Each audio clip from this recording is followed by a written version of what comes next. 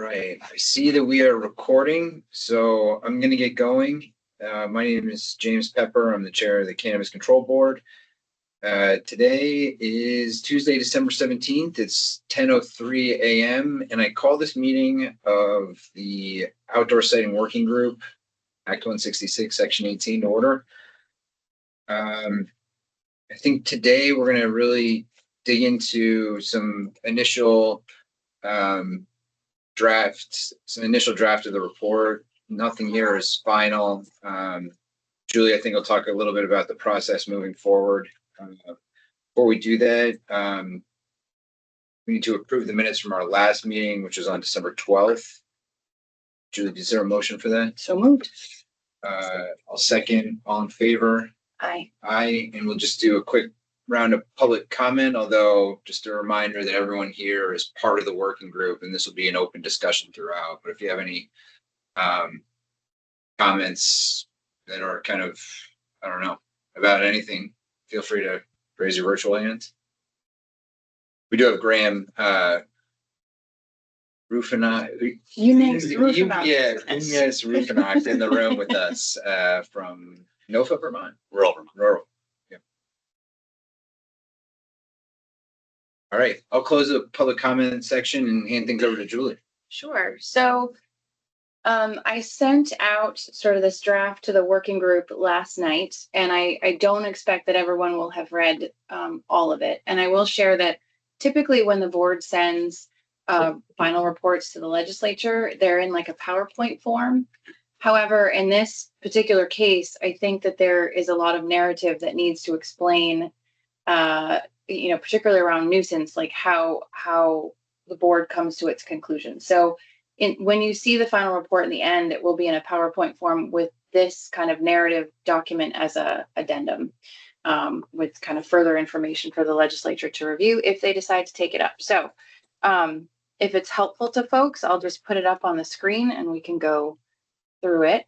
My plan for today and considering process going forward,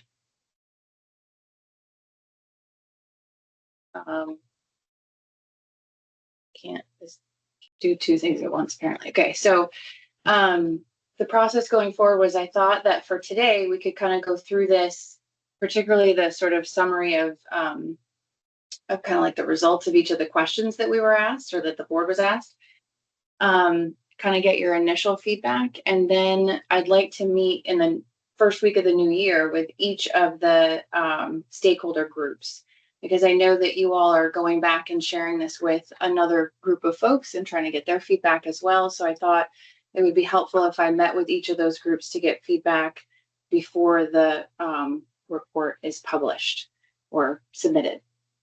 So with that, I think I will go through this. This first part I'm going to skip right over because it's just... Julie, are you presenting something? I'm not able to see that. I don't know if that's... I don't know if others can see it. I'm not seeing it in Teams right now. I don't see it either. No. You won't... I mean, I guess I could try. Yeah. I don't know if that helps or not. Probably not. Here, let's have Pepper try. Are you in the Teams meeting? No. Go ahead. No, I just didn't know if that would help. We could see it. Yeah, we can see it in the room, which is weird. It is very weird.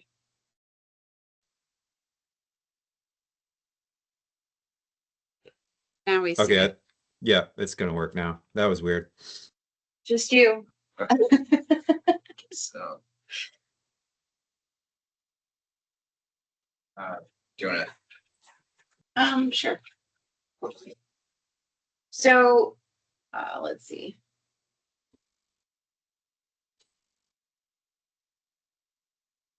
This first part is just sort of a summary of the work that's done in the process. And I do want to point out that for the board's perspective, when we produce a report like this, we look at 7 VSA 843A, which is our mission. And then for this one in particular, 904A, which talks about small cultivators and the legislature's intent to move folks from the illicit market into the regulated market, and to really bring in small farmers and make sure they have a place in the market as well. So here's the summary of results. So for this first question, summarize the current impact of outdoor cultivation on local municipalities. This is all information that you have already seen in our first meeting. The summary of the sort of survey from the municipal survey, sorry. And then I have yet to put this in, but I will also do sort of a summary of the roundtable discussion that I had with municipalities. Just need to watch the recording of that again to create the summary. There's no real results here other than the things that you have already seen, because in my mind, the question really is just, what is the impact? And so I'm just sharing the results of our conversation around impact. So are there any thoughts from the work group on this section? We did a cultivator roundtable as well. And we also did a tier 1 cultivator survey that may have some relevant data for this section. I know it wasn't kind of in the context of this report, but I think the cultivator roundtable, Kyle specifically asked about outdoor siting. There's a long section about outdoor siting in that. Do you think that goes in this section on the impact of outdoor cultivation on local municipalities, or the next one? Yeah. Okay. Yeah, sorry. Okay. Sorry. I don't, but well spotted, because I don't think I addressed it in the next section. Okay. Sunita? Yeah, I just, my feedback here is that I think it may be helpful, before this or in this section, to provide context about when the setbacks took effect, whether they were retroactive, and then if possible, even the number of licensees that came online afterwards. I think that would help me in interpreting the sort of volume of impact and related nuisance complaints similarly as well. Okay. We all agree that they are going to impact incumbent licensees at the time of renewal. I mean, that's what we heard from Variety. That's what the legislature heard from their attorney. I agree with that. Yeah, that would be great to include as well. It's hard. I continue, as we discuss this, to just have a hard time putting understanding the volume of impact. Mm-hmm. Yeah. Raymond, do you have a question? I guess a clarifying point is that these setbacks haven't gone into effect yet, right? So we don't have any information, and there's nobody who will be exempt from them, right? Because you're saying that everyone has to renew their licensure on a yearly basis. So I just wanted to clarify those things. We don't have any data. Well, as it relates to it's all perspective.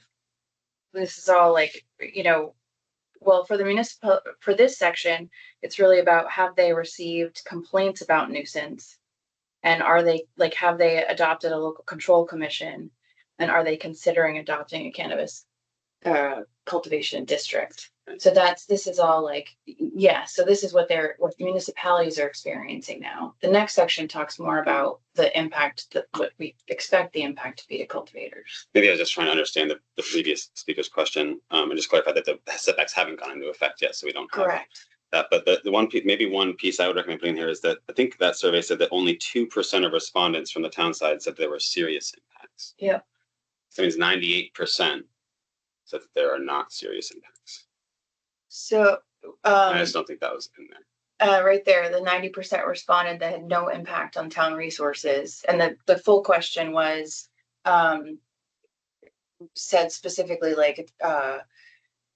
is there an impact on town resources in your related to outdoor cultivation? And then there was another question that I think I added above here. So I completely forgot it. Oh yeah, 88 responding towns said they had not received nuisance complaints. I don't have that survey in front of me. One of the notes I had was there was something on there about only 2% said that there was serious impacts, and we can look back at the survey. But to me, that was a striking number, given the amount of resources we're devoting to this and the regulatory approach. Yeah.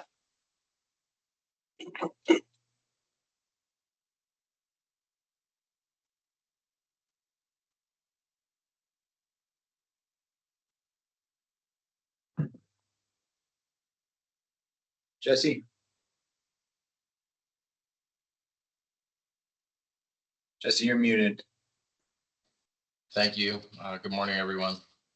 Morning. Just listening to what Graham said, and I haven't looked at that survey, and thinking about like the 2% of voices that are really loud, right, in any town meeting or in any sort of nuisance situation. If 2% is the number, that doesn't seem like a lot.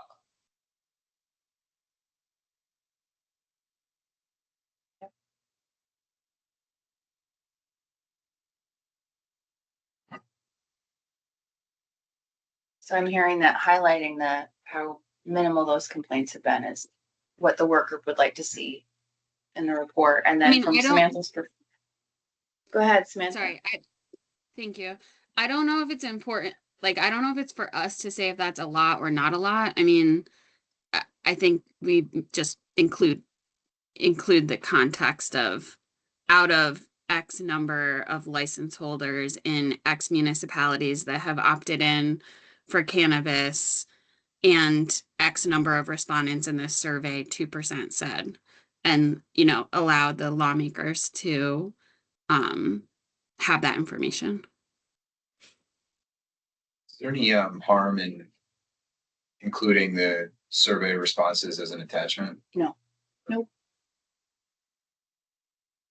Do you mean the raw data or like the just the results? I forget how. I mean, you presented it to us in a PowerPoint. I mean, maybe include that. Yes. Yeah. In the end, this will be in a PowerPoint that just for the purposes of kind of getting you can kind of do like an executive summary of it and just say that it's attached at the end. Yeah. Yes. Jeffrey? Good morning, everybody. For the record, Jeffrey, Vermont Growers Association. The Tier 1 cultivator survey was mentioned a moment ago. Are those results public? Are they somewhere on the CCB website by any chance? Thank you. Yeah, I can't remember. I think we put a disclaimer in there that they were, I mean, everything we do is a public record. Whether it's exempt or not is a different question, but that should be a public record. I don't know if we posted it anywhere. I don't think we did because it was a Dartmouth project. Oh, I think they just shared it with us. Oh, yeah. I don't think that we went over it in a public meeting, but it's like you're saying, it definitely can be attached to this. And a brief follow-up. Don't see it on the CCB website. I think it would be great to have, even without a walkthrough in a meeting, which I think would also be valuable. Would it be possible to share that with this working group, at least, those results? Thank you. Yeah.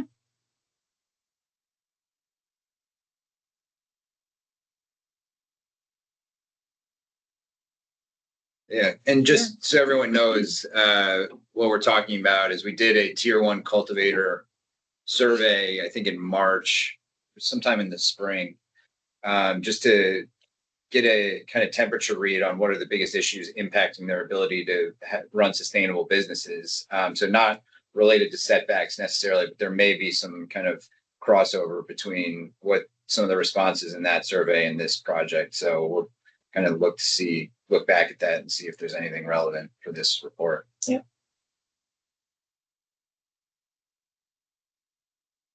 So I think it'd be good to move on to the next report point that we were asked for, which is to summarize the impact of establishing siting requirements to existing licensed outdoor cultivators. One thing I'm realizing as we're talking that I did not highlight here is the relicensure that people, well, I mean, I guess I sort of did. So we talked about these impacts in our first meeting through the analysis that we did using VCGI data, and identified 2 businesses that we know will cease operations because of the setbacks in Act 166, and 9 that are likely to be impacted.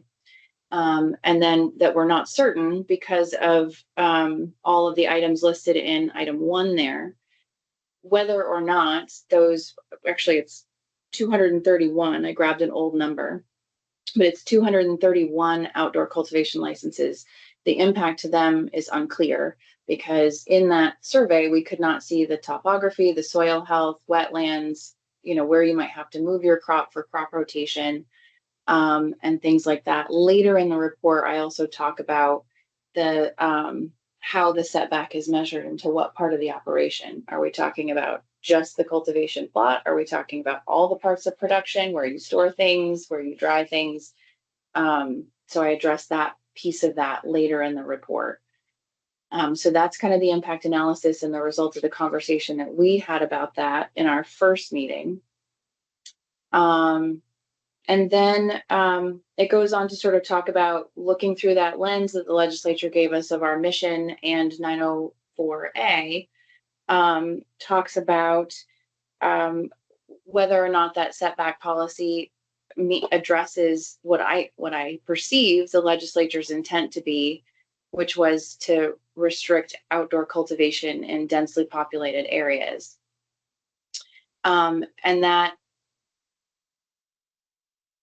goal is only met with one cultivator, but it unintentionally, so that this policy unintentionally jeopardizes several more that aren't in densely populated areas. They're in, some of them in very rural areas and in farming areas of the state that there's lots of other types of farming, but they happen to be on small plots.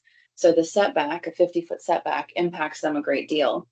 And what I proposed here for the work group to think about is that if that is the legislature's intent, to limit cultivation in areas that are densely populated, perhaps with industrial, or where we know we're going to build a lot more housing, is to change from a setback policy to restricting cultivation in what is now the Act, or is continuing to be built as the Act 250 Tier 1A areas, which are meant to be downtowns, village centers. They are, I would think, likely places that there isn't enough space or clean soil to cultivate on to begin with, but that is, I know enough about that to ask the question, not enough to really opine on it. So I'm bringing it to the work group for your thoughts. I'm not going to weigh in on the 1A. Yeah. Maybe BLCC has an opinion about that, but one of the things that has always struck me as odd about the setback is that they kick in automatically without a town doing anything. What the town can do is restrict that 50 feet to something less, or that 25 feet. And so the unintended impact of those rural plots that are going to be impacted or have some impact, it should be up to the town to, it seems to me it should be up to the town to impose a setback if they decide that they want to, not, have to take some action to kind of, undo it Yeah. after the person's already lost their license or had to change their plans.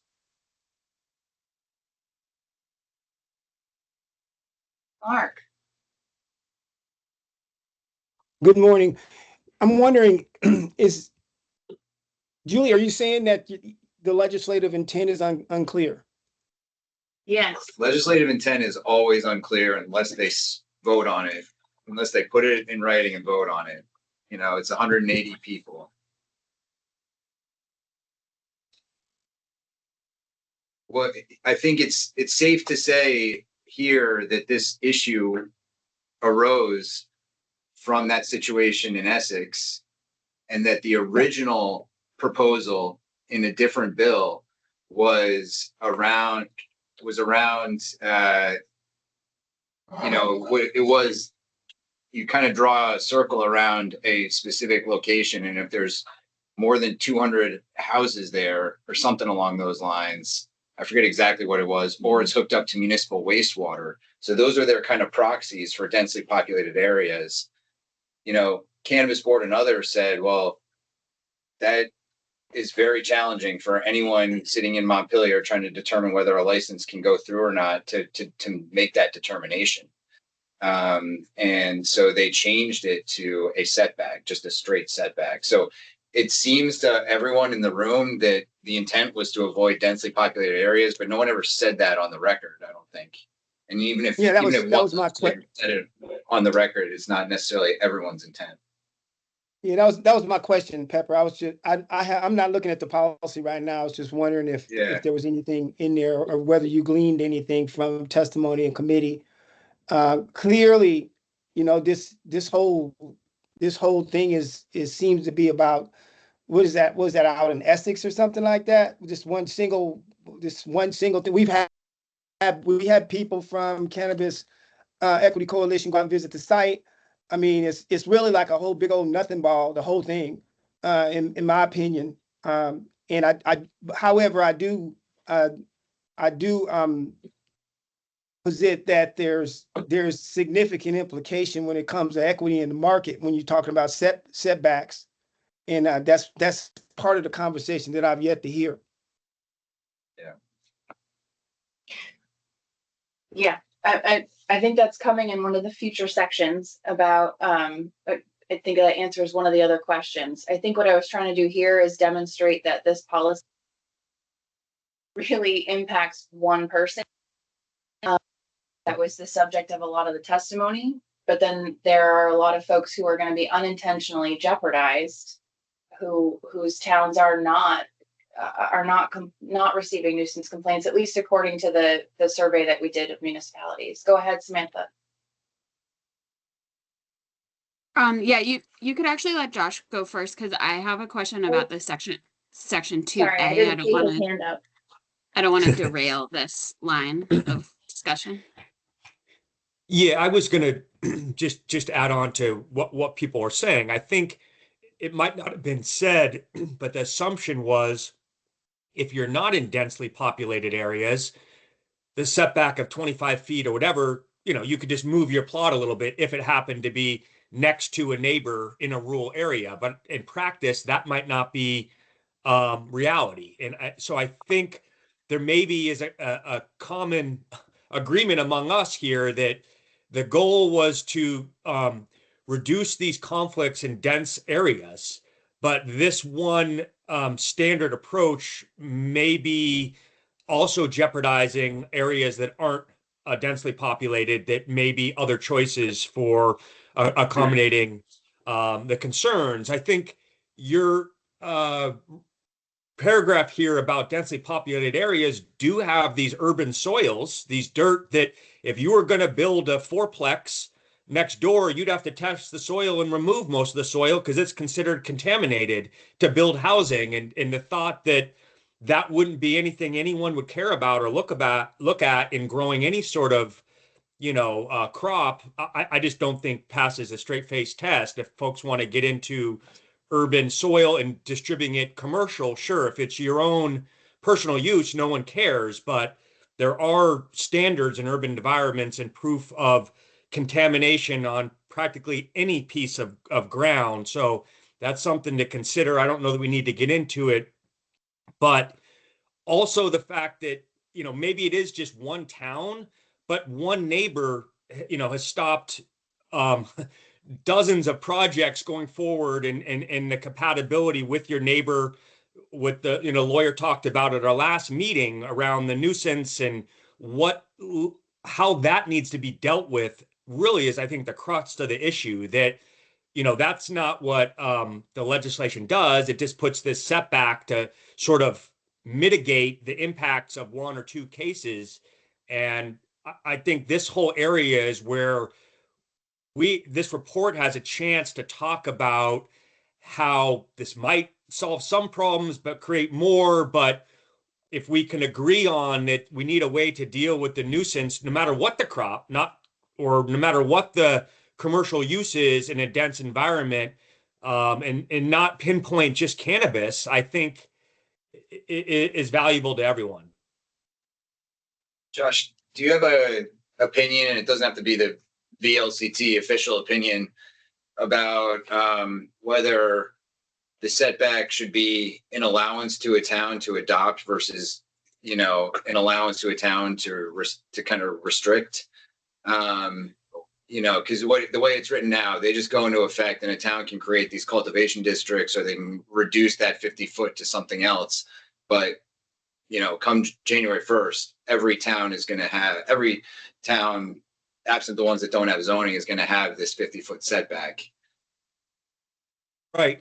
You know, I can't say on the spot what we would be. Typically, we're all in favor of a community making that choice, right? So if a town didn't want to have that setback, they wouldn't have to enforce that already. But, you know, the tier 1A area that you speak to, you know, we could maybe argue it should be tier 1B as well, because those are supposed to be dense environments, just smaller communities. You know, think of a village center that also has water and sewer and people are living really close to each other. It just doesn't rise to the you know, a city status or a larger community. So I think there's a lot more nuance here that might be hard for us to exactly state what the position is, but I get your point that opt in for this setback as opposed to automatic might solve some problems. And we can talk about that and see if that's something that works for members. Yeah, I mean, I just have a feeling that towns don't even know that this is happening. And so they're not going to act one way or the other on this. And there's going to be 50 feet and there's going to be this sort of selective enforcement that happens. Or if they want to change it, it is a really time consuming process. Right. Right. I mean, I think that the few communities where there is these conflicts going on, they know very much this is coming. This was their solution that the legislature provided to their conflict. And that conflict isn't like the towns are seeking out to doing this. They're getting complaints and people coming to them saying, why can't you do anything about my, you know, health and welfare? And this was the solution brought forward. Right. Graham had his hand up before everyone else, so just can turn to him. Yeah, I have a few responses to this section. I mean, I think first of all, our position as a coalition is that outdoor cultivation should be treated like agriculture, and that's what we should be writing into the law. Is what is going to go into effect in January should be revoked immediately as soon as possible, and that should be the CCB's recommendation as well. I think Ben Varadi's testimony, you know, brought forward that and really discussed, for those who aren't familiar with the landscape of the rebuttable presumption. And I think he also spoke to the equity implications related to trying to regulate this as a commercial production as opposed to agricultural production, issues related to land access, issues related to, you know, how can you afford to buy land to grow this on if you aren't allowed to grow in the small piece of land you have, et cetera. And related to the soil issue, I mean, I think this is why it's really important to have cultivators here, because we can say people are going to test those soils. They're not growing. I visited the site in Essex. He's not growing directly in the soil. He's growing in large above ground soil containers and mediums. And it's not only people, just people in rural areas who are growing in those containers too, just out of a choice for different methods of control and growing. And so people are dealing with those things. I think it would be unfair to assume that they aren't thinking about those things. In terms of, I guess I get a little confused too, when you talk about the legislature's intent, and we talked about this at the first meeting, like the concerns were around odor and nuisance. And like, it's clear the setbacks will not solve this. So the intent was literally to shut down a particular operation, if not a couple operations. It really wasn't to deal with the odor issue, because setbacks aren't going to deal with the odor issue. And I find that there's a bit of hypocrisy in this opt-in, yet the way they're going about this regulation, like you just framed, James, like towns can choose to opt in, but here we are we're going to impose these really particular setback requirements on them, and they're not going to have a choice about whether or not they think that's appropriate. It feels like paternalism from the legislature. And I don't think their intention was actually very, very positive. Maybe some of them, but like what we see here, the impacts, it's not. And we saw that bear out in testimony. We're saying, again, there was one case. We're wasting so many resources around one particular situation that could have been mediated. In terms of setbacks, we had the person from the other town, from Williston, here last time, and I asked him to compare the setbacks in the statute to the setbacks at his town. He talked about, like, I think 25 feet being the max, about there being flexible options for limiting that, from berms to plantings. He talked about mostly it's 10 to 15 feet for most uses, including industrial uses. He spoke some of it is 0 feet. So that struck me. I mean, Williston has I've grown up in Vermont, so I know how Williston's transformed over time. And it has a very, it's wild for me to hear that perspective from him. And then to see the legislature take this action and to see the disparity between Williston's town governance, some of their setbacks, and what's being enforced upon us here potentially. And then I just want to, speaking to VLCT there real quick, like you mentioned any crop, Josh, and I think that's part of the problem. And one of the reasons I'm really concerned here at this table, because I'm seeing your concern not just be about cannabis. You are thinking about municipal control over agriculture, and that is not your jurisdiction. And it's really concerning because this is veering there. You said any crop could constitute a nuisance, and that is based on what Ben was saying in the last meeting. Sure, there's a rebuttable presumption. We can go through that process, but we're talking about agriculture as exempt from municipal oversight, and that's the current law we're operating under. And this is why I'm here at the table and expressing other concerns, because I see this as edging away at that. And we see the same court case in Essex that's being filed against this cannabis case being filed against this agricultural operation as well, with the line that the agency of ag does not have the authority to, it's rather the municipality has the authority. So I think there's some other conversations we have to be really careful about here. I'll stop there for now. Just to respond, because I didn't want to leave incorrect information. I was referring to municipalities' ability to enforce zoning, setbacks and the such as it relates to agriculture. They do have that authority. They can't say you can't farm, you can't have a crop, you can't have agriculture, but they have some authority to enforce zoning on any type of property.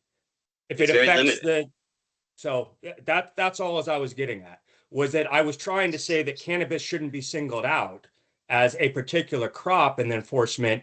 We're talking about a perceived nuisance that could be created from any sort of agricultural operation is what I was getting at.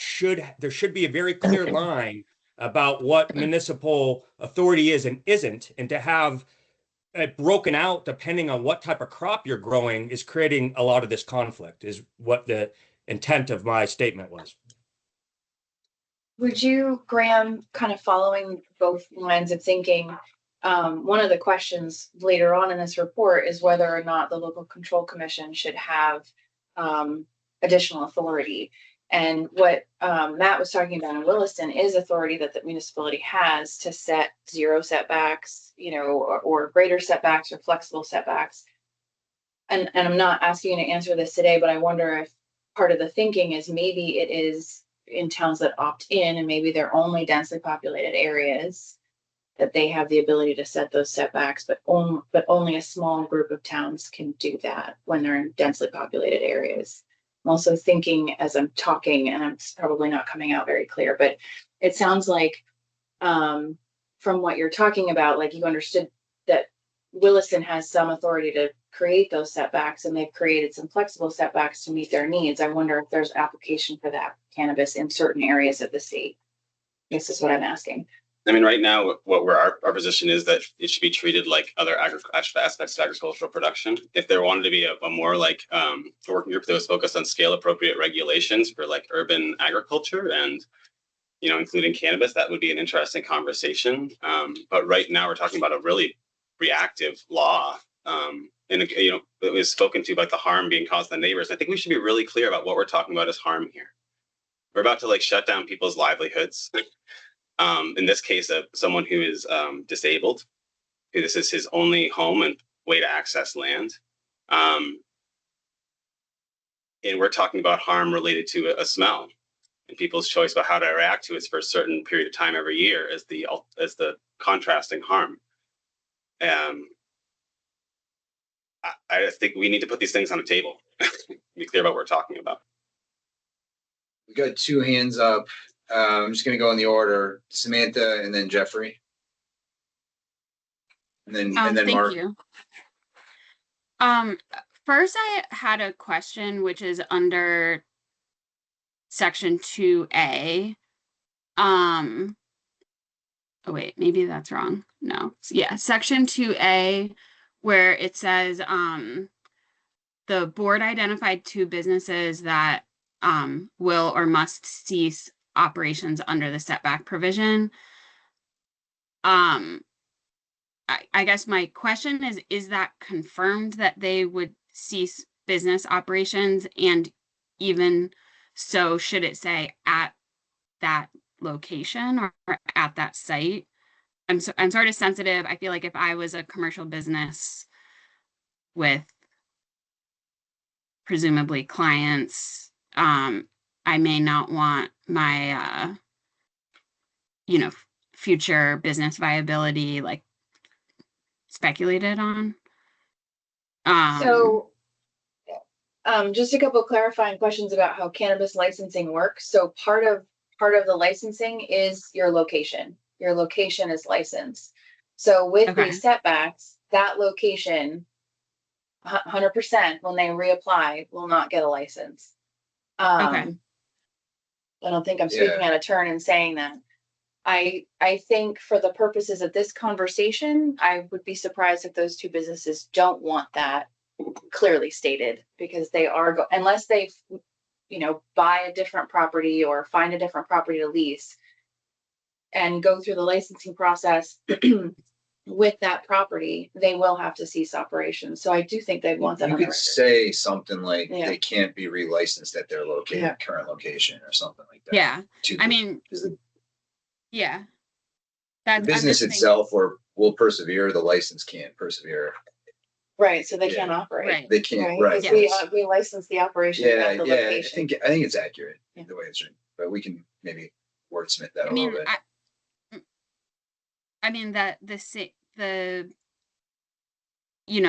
different laws could have the same impacts on other type of a number of other type of licensed businesses, such as a tobacco retailer, a bar, a liquor store, a brewery. I mean, it's the same thing. There are a lot of businesses that have site-specific operating licenses that are regulated by states and municipalities. I think there is a difference. But so that was my first question. And then I had 2 comments related to this discussion that's been ongoing in the same section. One is on I appreciate, Julie, this inclusion of potentially considering the Act 250 Tier 1A exempted areas. I think it always helps municipal planning and interest and the broad community processes that go into that whenever we can sort of align the various intents of statute that influences planning and zoning. And I guess what I want to say about that is that I don't think that density, the current density in these districts or the soil quality is the only consideration.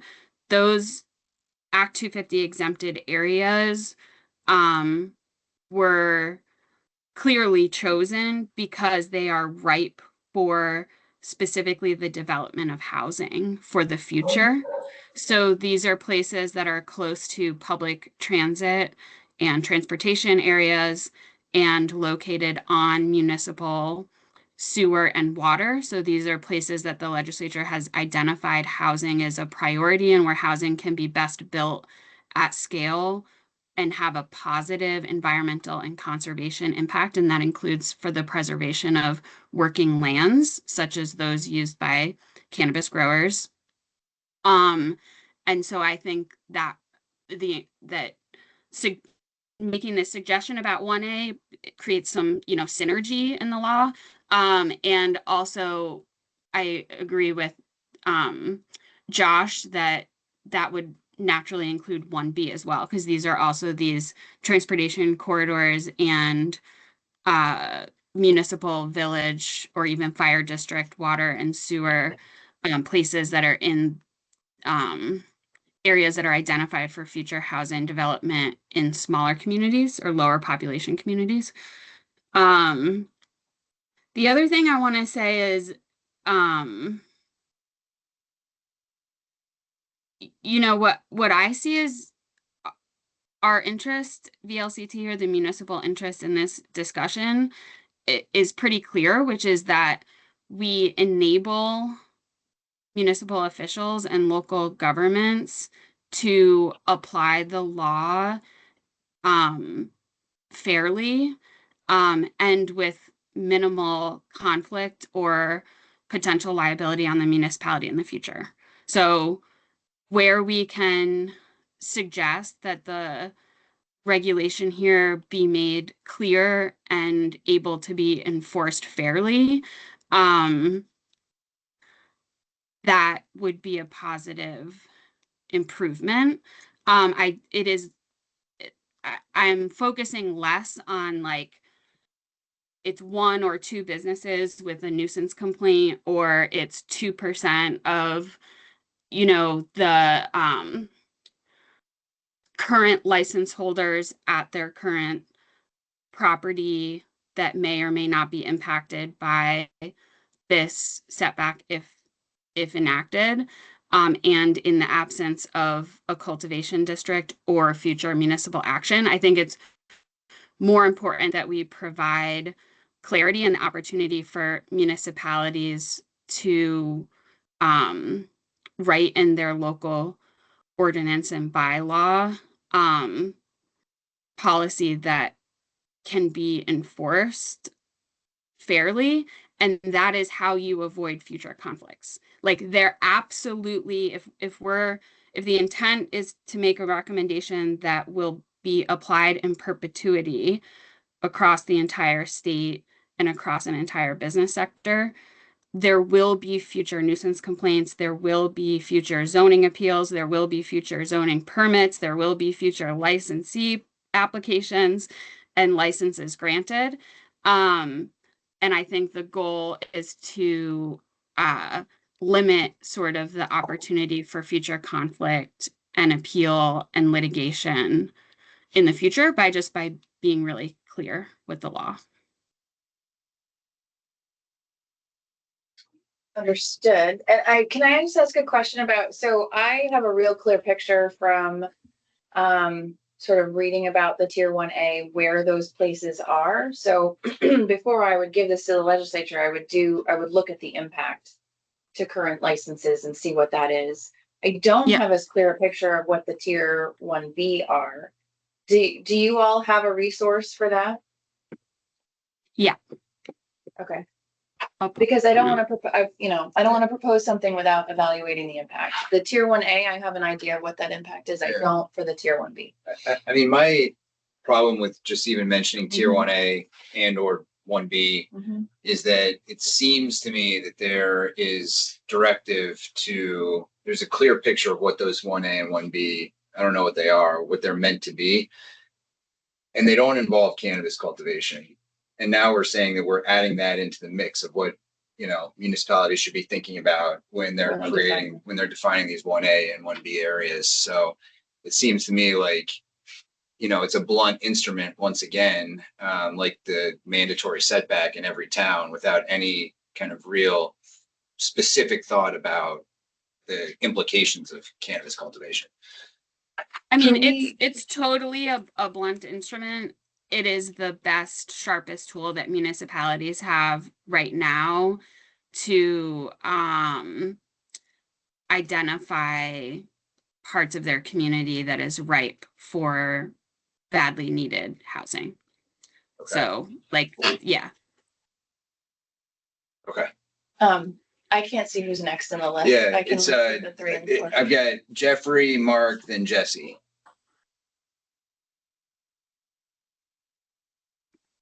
Am I up? Yep. Okay, thank you. Just a couple points. So we're all aware the enabling statute, going back to 2020, has a couple clear charges for this agency and for this regulatory framework, and that is transitioning the legacy market and doing so in an equitable manner. So, this conversation flies in the face of what I hear as that legislative intent. This narrative of that's sort of maybe emerging housing versus, farming, to me sounds like a falsehood. If anything, we should be encouraging individuals to revitalize urban areas. I'm thinking community gardens. I'm thinking if neighbors in the community has no issue with cannabis cultivation, why are we even having this conversation? I'm not that familiar with Act 250 Tier 1 areas. I'm going to have to look that up in 2A as well. But just to underscore Graham's comment that, soil degradation, that is not a reason to not farm in these areas. Many outdoor cultivators grow in raised beds. And those that do not, those farmers, those individuals, they want to revitalize, they want to improve the soil. So these are just sentiments to keep in mind in this conversation. And I just want to leave, my last comment is just to contextualize rebuttable presumption, and that is the nuisance charge in this legislative report, everybody, kind of was arrived at a haphazard manner. I can speak to legislative intent. It was co-chair Clarkson and I in committee that included this in the report. The only reason we included nuisance in this report was because it was in the bill at the time to strike it as one of the regulatory benefits. So that's so it's sort of haphazard, if you will, and I don't want to mischaracterize, but this would not have ended up in this report if the discussion in 166 was including that, removing that regulatory benefit. It did not remove it at the end. We were successful in removing that amendment, and then this sort of stuck around in the legislative report. So I just want to provide that context. We shouldn't really be talking about this. I understand it's a charge in the legislative report, but just want to provide that context about how it ended up in this discussion. I think it's important to keep in mind. No matter how it ended up there, 180 people voted on it one way or the other. So there's an expectation that we do it. And we are going to address the nuisance question a little bit later on. So I want to move through this. Yeah, comments on this section. Mark is next. Yeah, let me apologize in advance because I'm going to have to hop off here pretty soon. So I do apologize for that, No problem. Chair Pepper. No problem. And you're going to be with us tomorrow again. So yes, sir. And I definitely appreciate the discussion. And I think this is a really important conversation. Mostly because there's some things that we need to unpack in terms of, what does justice look like? To be honest with you, as I think about this, I'm looking. First of all, I just wanted to clarify, as a retired Army officer, a retired Army warrant officer, that I do believe this gentleman out in Essex is also he's retired, but he's also he's a vet as well. So I don't know whether that plays into what people are thinking about, but I just I couldn't let that get by. The other thing, as I'm thinking this thing through, is to me, you just can't even make these things up. I mean, I don't know that I have the language right now to completely articulate what I'm trying to communicate here. But what I do know is that the vast majority of Black and brown people live in these areas, these Act 250, these Zone 1A areas that we're talking about, because what we're talking about is we're talking about built up areas. Why? Because the infrastructure, the developers, the lazy developers, the lazy greedy developers, they wanted to make sure that they didn't have to do the work. So what they did is they just targeted the cities with the existing infrastructure to build up instead of building out. And I think it's worth saying that Act 250 not only did it place a cap on our housing and also stymie our population growth and therefore our economy, but also the influx of Black folks into the state of Vermont, and therefore Black economic wealth, generational wealth, because we didn't have the ability to purchase homes because we weren't here. There's a reason why there's not a lot of Black people in Vermont, and that dates back to 1968 and 1970. So you'd have to do the math there. So that's a fact.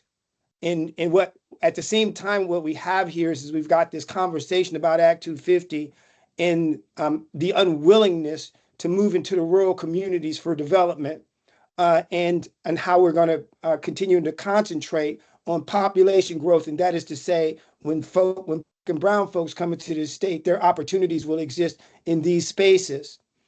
So I think we got to have a full conversation about how there's some overlapping considerations that we need to take into account, because the places that we're talking about, where we're focusing on these setbacks primarily right now, is the same places. Talking about the same places. So when we look at this thing, and understanding that it doesn't take a whole lot of research to find out that Black and brown people do not have, largely, they're going to not have the economic resources, nor are they going to have the land, for reasons we already discussed, to even participate in this. What we have is one non-issue that's over in Essex that perpetuated this whole conversation. And now what we're looking at is its potential impact on all of these folks' ability to be engaged in this particular market. So again, you can't even make this kind of stuff up. And at the same time, we're having this non-conversation about the impact of Act 250 on Black folks. So I think largely, as far as where we're going with this, is it should be almost nowhere.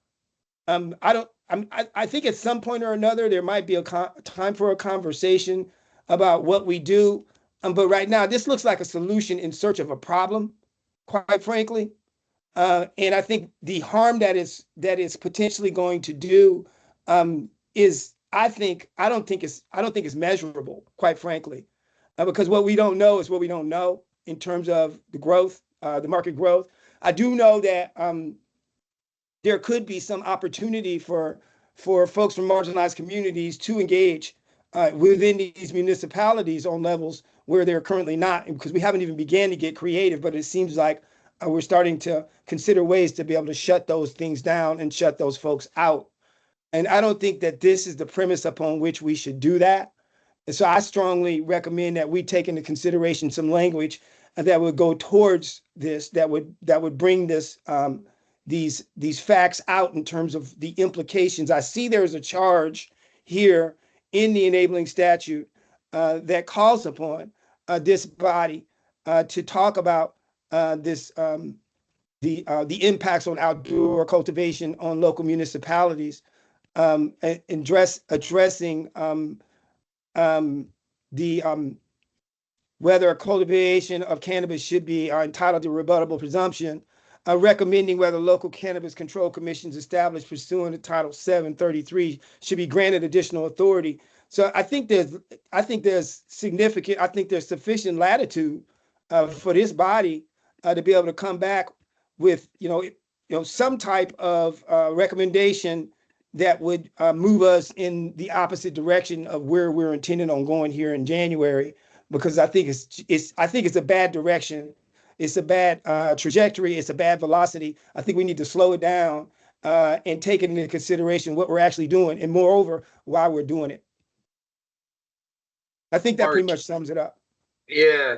Can I, so the legislature, a couple of elected officials are saying, there's these disputes between neighbors. We're going to do something about it because we're elected to do stuff. And it seems to all of us that the intent was, let's try and move outdoor cultivation out of densely residential neighborhoods, to avoid these sort of conflicts, this one and any future ones. I mean, what I'm hearing from you and Jeffrey and Graham is that inherently is at odds, in conflict with the equity provisions of Act 164. I've told that to the legislature, by the way. People were, the very people that you are trying to invite in are the people that were growing in their garages and their basements and their spare bedrooms. And now they're moving outside because it's legal. And they're moving outside to the places where they live. And those are residential neighborhoods very often. So you can't say on the one hand that you want to invite those people in and then tell them they can't do it. I mean, you already got 60% of the residents of Burlington are renters. So I mean, you can't be, and if I smoked, I couldn't smoke in my apartment.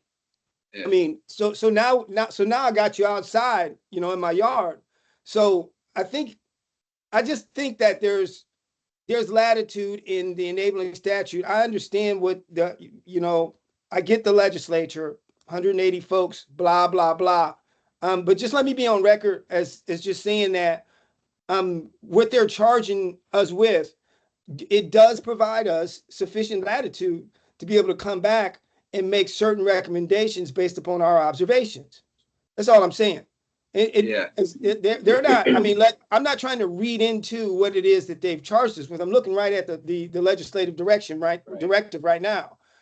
So all I'm saying is just because they were informed on some bad data and they made a poor decision as far as what they thought we might consider doing, doesn't mean that we feed into that and give them some additional bad data so we can go down the wrong path and hurt more people.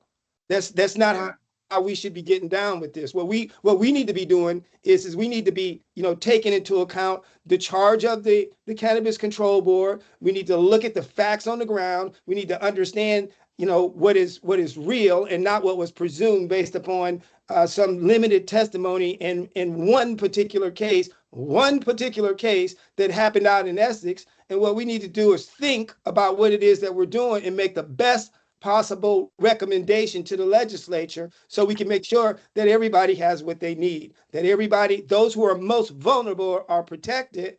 And at the end of the day, that the legislature has some type of credible resource, some kind of credible board or panel that they can go to and get reliable information and come back with really valid solutions.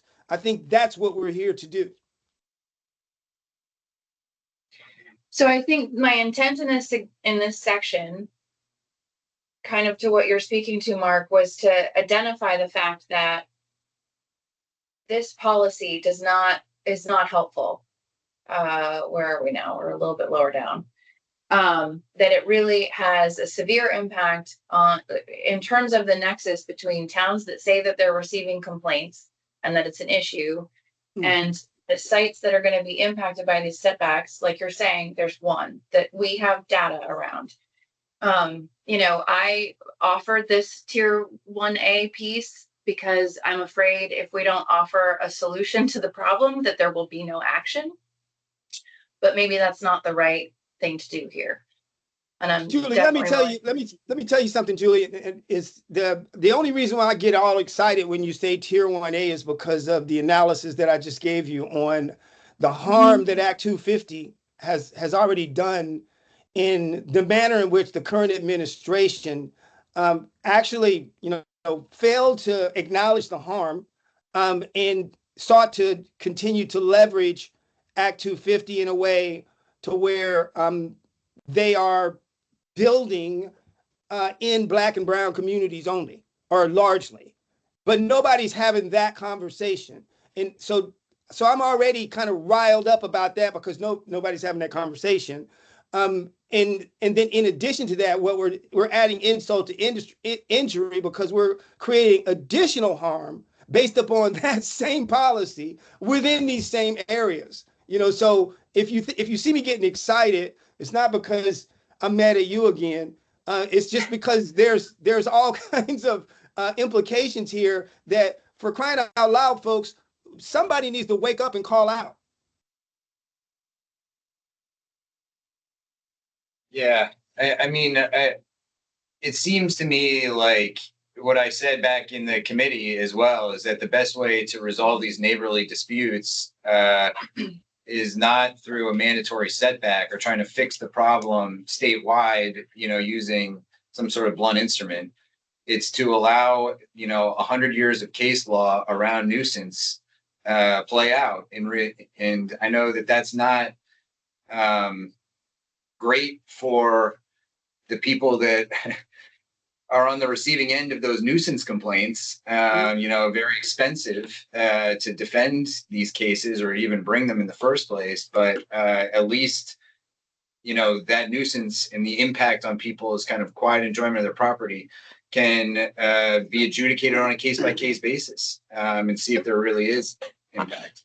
I got to get out of here, but I just think that, Chair Pepper, I just think that, another element of the frustration is let's talk about what this is really about, okay? Because what this is really about, this is about folks coming in to these marginalized communities and not just underserving them, but then telling them what it is they need to be doing with their stuff, okay? And placing it under the auspices of something else, it's a nuisance or something. Come on. We don't get to say that in committee, but I don't got nothing to lose here. I'm just saying, stop playing with me. This has nothing to do with that. Okay? Has nothing to do with that. This has everything to do with systemic oppression. That's what it has to do with in economics. That's what it has to do with. Okay, now I'm on record. Thank you for the time. Noted. Duly noted. Thank you for being here, Mark. The next order is Jesse Harper, Jesse McFarland, and then Samantha. And we do have, I think, how many more pages of this to get through, just in limited time today. Sorry for that. We're touching on some of the other things too. Like we're touching on nuisance, which is a little bit later. I did, just before we go to the next, I'll just add to the conversation, I guess, that the next section of this kind of response to this question talks about the impact on supply chain, how anytime we push or pull a lever in the supply chain, it could impact price. It could send people back to the unregulated market. It could also push people to stop growing cannabis and start growing hemp again, which later on I get to the point where that does not impact what I think is at the heart of this, which is the nuisance, because what creates the scent in cannabis or the greatest aroma also exists in hemp. And then this section also talks about all of the things we talked about related to land access and some of the things that Mark was talking about, and has a through line to our social equity report about land access support and how that's necessary and how we need clarity on how to regulate the RAPs. So that's the whole section on the impact to cultivators. Just goes on to talk about the impact on the supply chain, given that we have a charge of having an effective market. I'll hold my question was about nuisance, so I'll hold. Thank you. Jesse Harper. Yeah, thank you. I'll try to keep it brief. I agree, we got to keep it moving. I feel like there's been some discussion about like the big blunt instrument that is 180, people in a legislative, hammer, and that's problematic because it's so wide and it cannot consider nuance. Then I hear this sort of argument around, well, that's what cities and towns can do, is have a narrower, those laws should be very clear and just like very clearly hardline articulated on the city and town level. I can say that I think that neither of those approaches work very well. The blunt instrument is problematic for that. And then consolidating the decision power or the interpretation of a rule down to like 1 or 2 or 8 people in a city or town, that continues to consolidate sort of power and decision making into fewer and fewer hands. As an example, I can just use in the city of Montpelier, there is a lot of zoning laws, like it's like 400 pages, and you can't like do something like, anytime someone tries to do something that's like good for the community, has some kind of value, there's always some rigid zoning that says, no, you can't do that. And so that's kind of like at the root of where there's a problem. Like you can't even move a historic sign from one location to another location because that's outside of the zoning rules. It's very clearly written. And so, I just think that there's harm in both of those methods. So I would be very cautious, and I agree with the sentiments of Graham and Mark here about what's really going on, and frankly, VGA and Jeff too, that this maybe really isn't about anything other than control. And we should not just, get duped by that. Thank you. Thanks, Jesse. And Jesse McFarland. Hey, thanks. For those of you that don't know me, it's Jesse McFarland with Old Growth Vermont. I'm an outdoor grow, a member of the retail board, member of VGA, speaking as an individual right now. Julie, thank you so much for putting this together and bringing this to us. I'm sure that took you a lot of time. I just wanted to kind of point out what I'm seeing here. So on one hand, it sounds like we're actually all very much on the same page on a lot of things. But the issue at hand is that the Christinas and the Joshes of the world, and also the cultivators, need clarity. And so that's, I feel like, what I think, Pepper, you're trying to keep bringing us back to is like, the reality is we're here and we need clarity, which is going to this discussion we've been having the past 20 or whatever minutes, informs all of the other issues in this report. So I think we're still good and on point. My question is, and I'm sure this has been discussed, but Graham, in an ideal world, would you like to see outdoor cultivation housed under the ag department? Yeah, sure. I mean, I think, Because I think this informs a lot of things for us. well, I think in the real world, it can't be, because they can't be in conflict with the federal laws. We'd lose our equal to status, which would maybe lose all of our federal funding. But what we want is to see it distilled, given all of the same status markings as agriculture, which we started to do. So you talk about clarity. Before last year, there was. We'd gotten a lot of markers of agricultural status, and we are moving more and more. And what's happening now is just starting to try to separate it and create these different divisions. So yes, we would like to see it regulated as agriculture, even though that might mean it's not regulated by the Agency of Agriculture until federal law changes. Right. Okay. So it's fair to say, though, even though I know it's not realistic, in an ideal world, rural Vermont and these other equity coalitions would like to see it housed under the ag department, which, as an outdoor cultivator, I would also like to see that for all the reasons that have been discussed. The biggest one being that cannabis farming is a gateway into farming, which is great news for the whole country and the whole world. So I'm just wondering if when these things come up, because it's going to keep coming up, it's like not just going to be this one legislative session, that the nuisance or the setback, it'll be something else.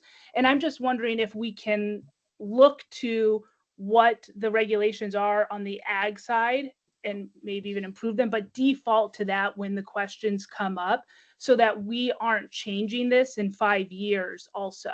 Like, we're setting the foundation, which, Graham, I know you're probably like, that's what I'm trying to do.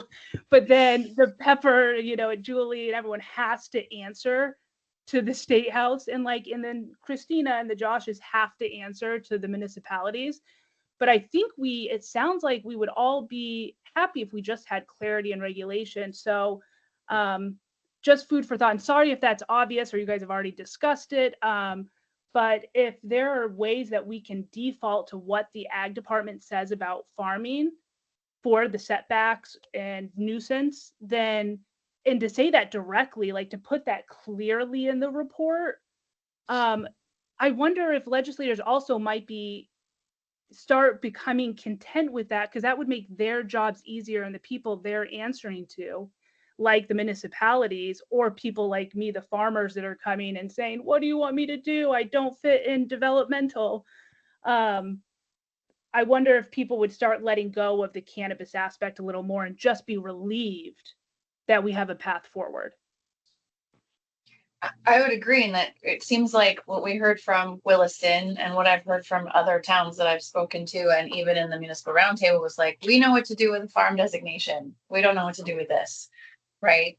But I think getting there is going to take some time and maybe a little more complicated than I would like it to be. Yeah. But in the meantime, there is a I'm reason. wondering if this is the first step, though, even though it's a long road, it's complicated, is like the two big issues are the setback and the nuisance. And so if we could go back and say, that we're deferring to how the ag department would handle this, because we foresee down the road that the only place this is going to go because of hemp, it's obviously going in that direction. They did it with hemp, you know, high THC cannabis is no different. I know it might put you guys in an uncomfortable position of trying to, you know, toe that line reasonably so. It's like, if we could go back clearly and say, we defer to the ag department, you know, how the ag department would handle this. Just on these two. I was going to say, there's a reason why we chose as our first compliance director a 30-year veteran of the Agency of Agriculture, and our current compliance director has a almost decade experience with the Ag Department, Agency of Agriculture, so that we can align our internal processes with that agency. You know, as at least when it comes to cultivators and some processors. But yeah, I mean, I think that's the vision at the board, certainly. You know, and you know, you're seeing attention here because the people that kind of put the benefits of right to farm for cannabis cultivators was not the same committee that created these setbacks. So you're seeing the kind of internal tension at the legislature when it comes to, you know, any number of issues, but certainly cannabis cultivation. And I think so. In an ideal world, if the League of Cities and Towns and other players that are coming in, if I feel like the discussion should really be like when someone new comes in, or between, you know, rural Vermont and the city, yada yada yada leagues. So sorry, busy before the holidays. But if we could say, you know, the real question here is, do you guys think, would you guys be comfortable in this scenario with treating this as like we do all other agriculture? You know, and I guess that is a question, you know, for Josh and Samantha, like, would that make your guys' life easier? Because if that's the case, that would make this report and our recommendation back to the State House pretty, I think, simple, but I might be missing things. You don't have to take a position on behalf of the league today, Samantha or Josh, but we do hear you when you say clarity and kind of preventing future conflicts is some of your guiding principles. Yeah, I just wanted to say I really appreciate your comments, Jesse, because I think, I mean, I agree that clarity and for fairness is a really positive thing for the regulating body, whether it's a cannabis control board, a select board, a planning commission, a zoning administrator, a town clerk, or state government, or the courts, as well as maybe first and foremost for the cannabis grower or the business that is trying to navigate these regulatory systems. It's definitely in our interest that these laws be applied fairly town to town, but also business to business within a single community. As for the question about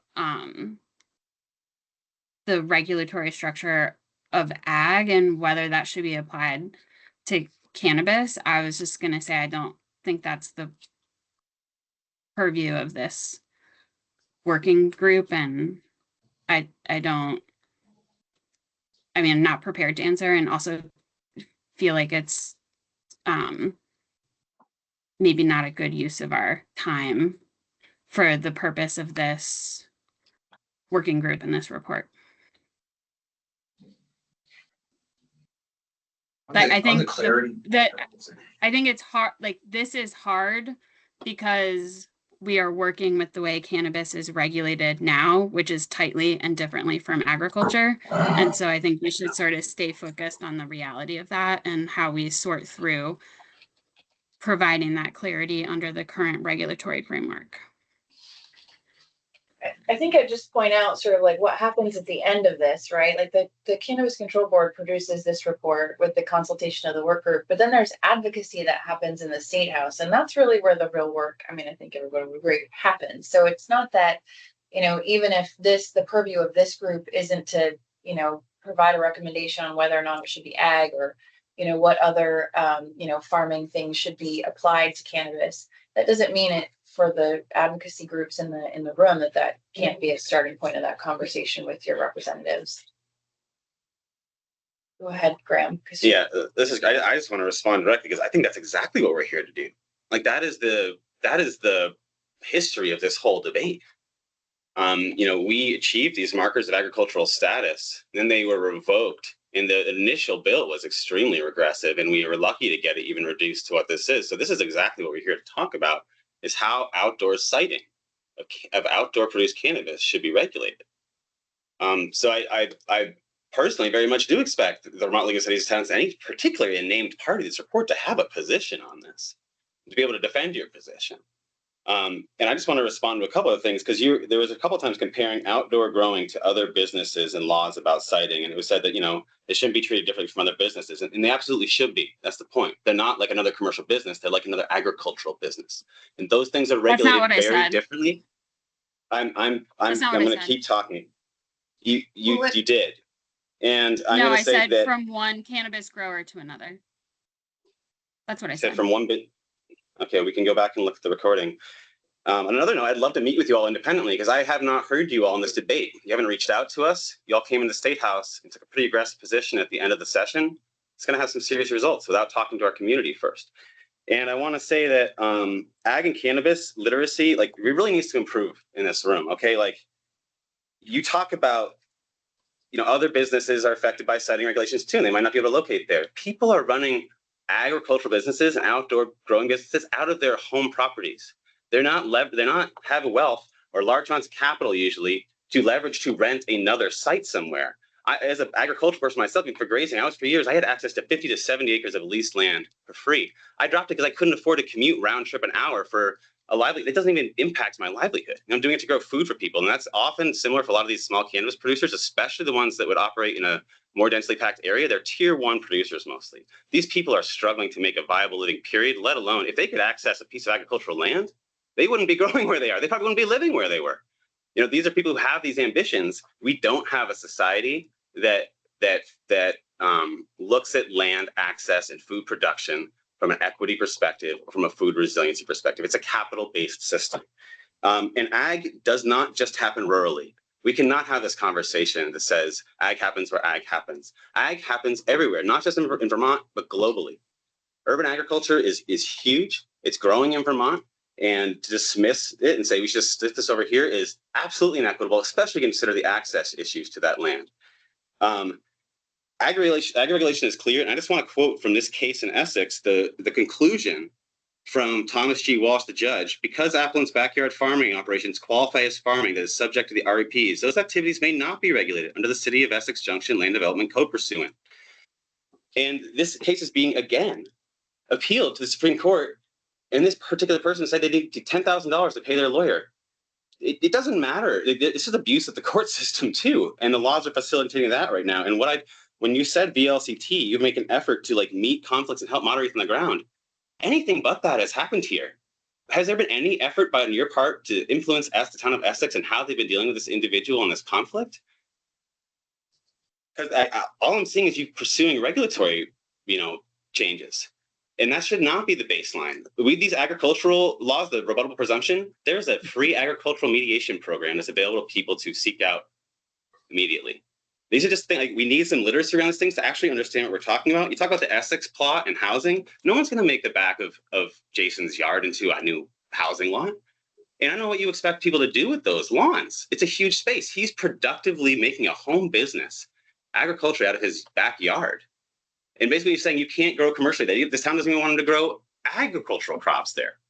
What are people supposed to do with the space? You just want it to be a paved area or a green zone that could have parties in and gatherings? I just feel like there's a whole bunch of paternalism and lack of literacy that's being enacted in this space. And even this, things that aren't true when we talk about how ag does or isn't regulated in the state. So there's additions to the land access piece, which is what I'm hearing. Please send your comments to Julie about that, because it is touched on. There's a topic here. As Julie mentioned, this is not the final report. If there needs to be kind of more context for that land access piece, please be in touch with Julie.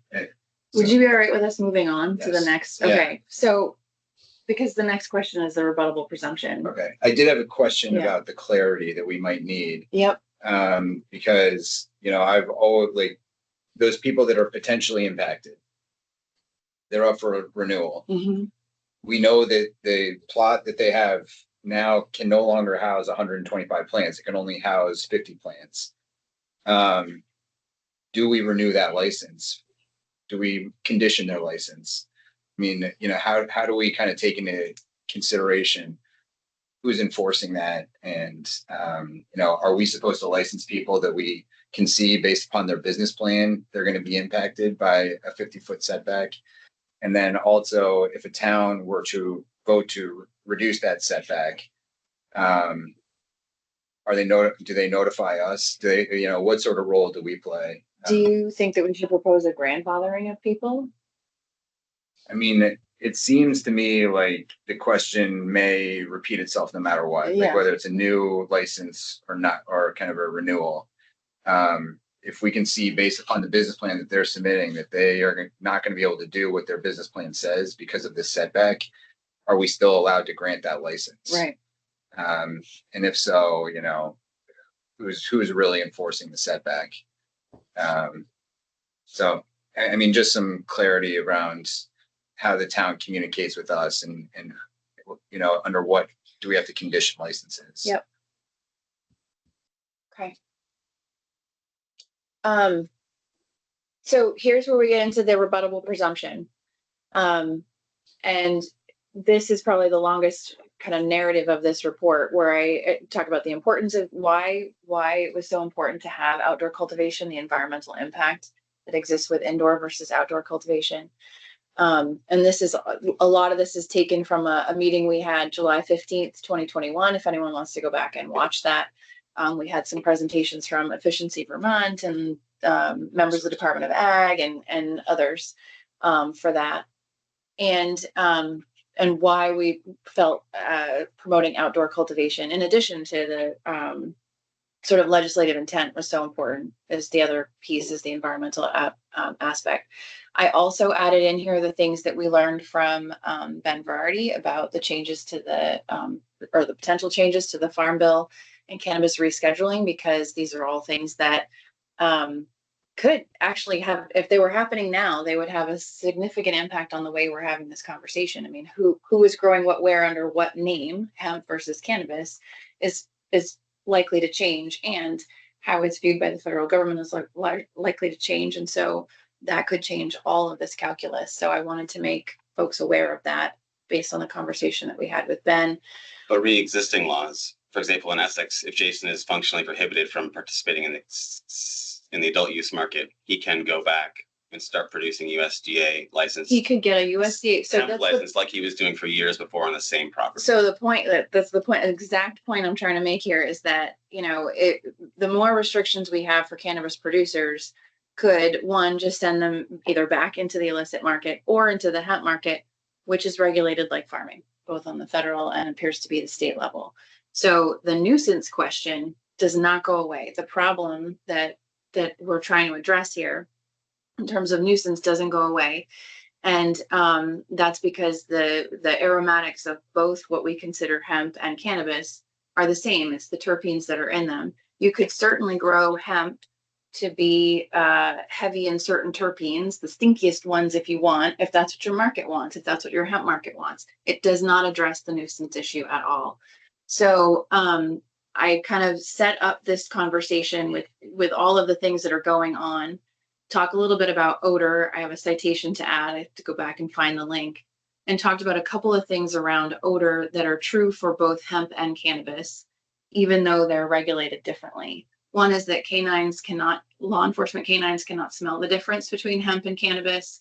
And the other is that I found a study that kind of compared, and I am not an olfactory scientist, but I got through this report and found there's a figure 4 in this report that's linked right here.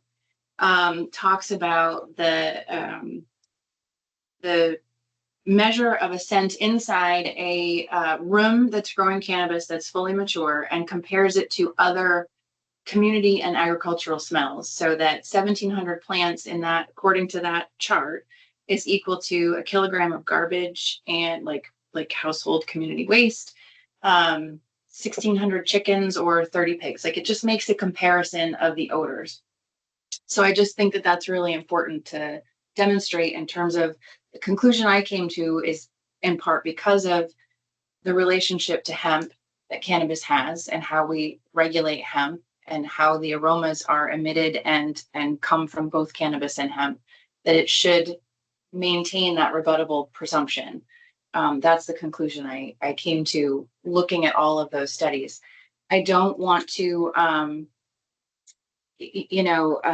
belittle someone's concerns about an odor that's near their home or that they're having a particular reaction to. I mean, there are odors in the world that people have reactions to. My neighbor has a bunch of trees that I have to take Benadryl all spring for. It is a real impact.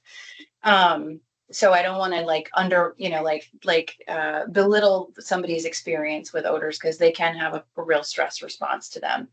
But looking without emotion and without individuals, just at the facts, that's what I found in those particular reports. There are lots of reports about cannabis. There could be one that says something entirely different. I have no idea, but that's what I found. And to support maintaining the rebuttable presumption. Go ahead, Sam. Yeah, it would be helpful. I found the conversation with Benjamin in our last meeting really rich, and I learned a lot. But one thing that I took away from that presentation was that if we do nothing, and maybe even regardless of what we do, that currently under the law, a neighbor can make a nuisance complaint. Is that correct? Yep. That's exactly, I think the way you said it is it's a rebuttable presumption, and so someone can rebut it. So yes, and there's a process for that in the court procedures section of statute. Okay. And so the recommendation, I want to make sure I understand this. So the recommendation in the draft report would be to allow the rebuttable, I'm not gonna be able to say that word. Rebuttable presumption for a cannabis cultivator consistent with a hemp grower, which would technically be a change, but the effect would be. No, it's current law. It is current law that they outdoor cultivation of cannabis that's subject to the RAPs currently enjoys a rebuttable presumption that it is not a nuisance in the same way that other agricultural crops are not a nuisance. Got it. Okay, that was my question. Thank you. Yeah. Josh? Yeah, and just to follow on that exactly, I've pulled up the Title 12, Chapter 195, subsection 5753 about the nuisance, and you're right. Samantha's right, and you respond right. You still can complain. You still can create nuisance complaints, and they'll have to be litigated, and it's going to cost cultivators and growers money to defend those. So I think this is the place that we all agree. This is going to lead to more problems. And like it or not, there are neighborly conflicts, and municipalities are put in place of enforcing zoning laws that many people on one side or the other do not like. Think of Slate Ridge, a firing range next to neighbors that the municipality had to be the one to shut that down because the neighbors were complaining. And I'm not equating cannabis growing to that, but the fact is there will be complaints, and the legislature's solution was, let's reduce those complaints in highly dense areas by having this setback requirement. Now, I think we all no, that's not perfect because it's not going to reduce the odor. But if we do nothing here, there's still going to be these issues that come about. Is I think the point. We can disagree. I personally, I don't find cannabis smell offensive at all to me. I could care less. I live in a highly agricultural area, and there's plenty of other things that bother me more than that. But that's not really our choice to debate what we each feel is a higher good or a lesser good. We have this conflict in the existing law, and it's going to continue to grow and present itself more frequently in dense areas. And that's what the legislature is trying to address. And I think we owe it back in this report to try to find some place that is either going to reduce those conflicts or say, you know what, we can't solve them.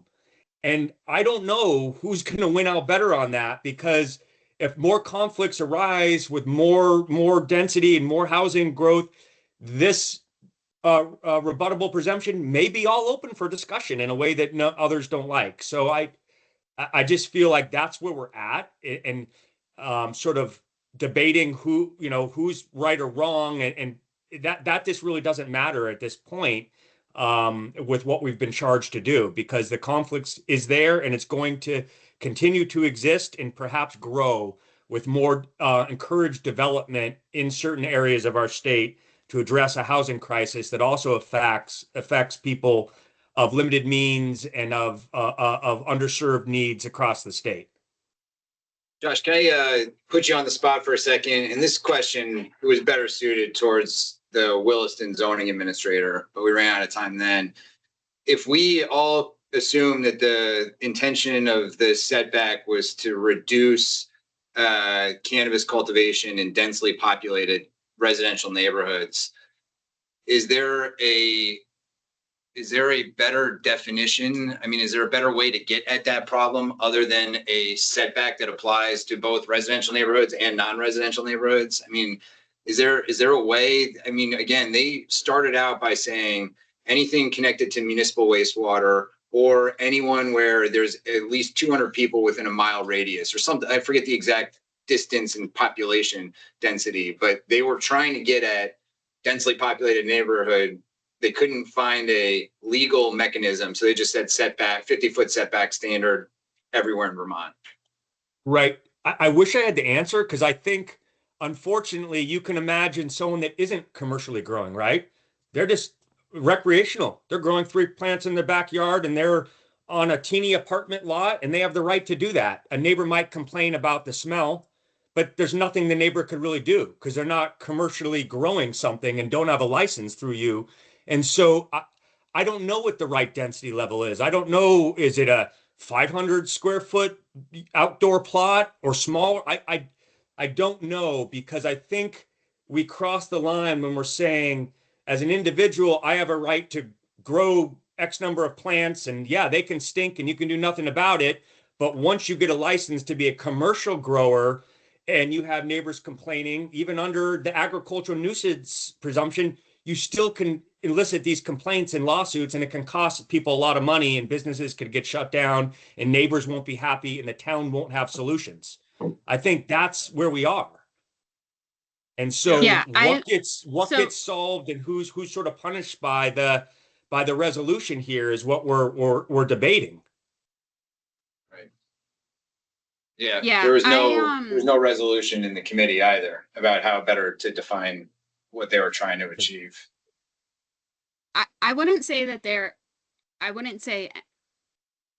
something is a better way to define densely populated areas. There are other ways that is accomplished in law, using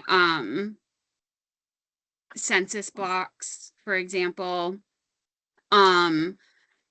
using the defined designated areas that exist in there are designated neighborhood growth districts. That is a thing in law that is used in municipal ordinance and bylaw and zoning, and defines various state programs and land use law. So there are other ways to do it. I think the more important point, though, is allowing municipalities to zone cannabis as they do with other types of land uses in a way that is consistent with that town's plan for the future. Like the purpose of zoning is not to disallow various uses in a community. A community that has opted in to allow cannabis has gone through a public process to identify that the cannabis industry is something that they want to be a part of their whole and vibrant community, their local economy, their local retail sector, and municipalities go through these democratic public planning processes to make sure that, you know, tobacco isn't sold next to a school isn't built next to a polluting manufacturing district, that polluting manufacturing districts aren't built on shorefronts, that housing isn't built in wetlands, that housing is built on transportation corridors and where there's wastewater systems. Like, this is about allowing municipalities the opportunity to plan for a healthy, growing, successful cannabis sector in the part of their community that it makes the most sense for the whole community to function well. I think that would be a better way to decide where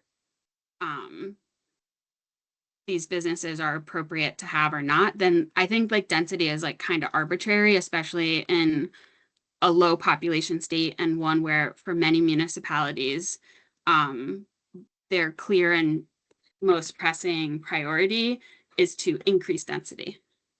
So you want to just delete the line that cannabis, outdoor cannabis cultivation should be subject to local municipal ordinances, because under current law, it's not, other than this setback. I just want to clarify that when we're talking about opt-in, like Pepper proposed an opt-in earlier, but right now in the law, the opt-in is only related to retail. It doesn't relate to any of the other types of licenses. So it doesn't relate, you know, the opt-in provision that we have is only related to retail right now in the law. So the towns are not opting in for outdoor cannabis or indoor cannabis or manufacturing or wholesaling. They're only opting in for the sale, the consumer sale. Right. I think what Samantha was getting at, like, I'm new to my planning commission in my town, and they're going through land use regulation rewrite. Yep. And there are certain parts of the town, you know, light industrial, Right. heavy density retail, high district Right. residential. There's rural slash agricultural zones where they promote more agriculture. You have less setbacks, you have less rules because they want to see more of it. And I think unbeknownst to them, they have cited outdoor cannabis in certain districts and have not allowed it in other places. They don't know that they can't do that at this point. Because that's how the rest of zoning works. The best uses with the least conflict are designed to go in certain parts of town, and that's how zoning for everything sort of works. It doesn't say you can't have a little backyard chicken coop or, you know, a garden and do agriculture in the dense neighborhood. But when it comes to commercial licensing and growing, they have different districts that promote the type of uses, and that's how zoning typically works. And this is not fitting into that normal process. And it's why we're having these conflicts. Yeah. That's what, Josh just said it better. That was my point. Thank you, Josh. Sorry for misunderstanding you, Smith. One other thing I didn't mention previously about cultivation districts, and a concern I would ask the cultivators in the room is about drift and what that can do to a crop. So if towns do these cultivation districts and you can only cultivate in a particular area, and let's say somebody sprays a pesticide they're not supposed to have, how does that impact the surrounding cultivators if they're all located in one place? Or a mold issue or a any plant health issue. I know enough to ask the question, like I said before, but not enough to opine on it. Like, what does that mean if we ask people to densely cultivate cannabis for the marketplace? Yeah, major impact. Spores carry in the wind. It's just a major impact across the board, whether we're talking pesticides, pathogens, or even seeding. So other states have put in regulation about not allowing cultivation to happen close together. We have not had to do that because everything's pretty spread out here, but other states have done that to address that issue. I'm not a proponent of that necessarily. I'm just saying that it's exactly opposite of what we're talking about right now. Yeah, I think, I kind of go back to my first point here. I think we're getting into the weeds where we're really, gosh, I feel so bad for Julie and Pepper that you guys are put in the middle of this. So thank you for doing this. But I feel like this is truly an opportunity for us as the Cannabis Control Board, the towns and cities, the League of Cities and Towns and Growers, rural Vermont, to really come together right now and to lay a foundation here to keep things very simple regarding just nuisance and setback. Because before we got an hour and 45 minutes into this meeting, we were really on the same page. Everything I heard was very much in agreement that the League of City and Towns, if I understand correctly, is first and foremost looking for clarity. They just want their jobs to be easier, it sounds like. I also want that. I think you guys want that because we're all working within this same chain here. So if that's the case, the most straightforward way for us to approach just keeping it simple, just the nuisance law and the setbacks, would be to defer how we handle farming. That's all we have. That's the only recommendations they're looking for here. And so if we just defer to what already exists, that solves all of our problems.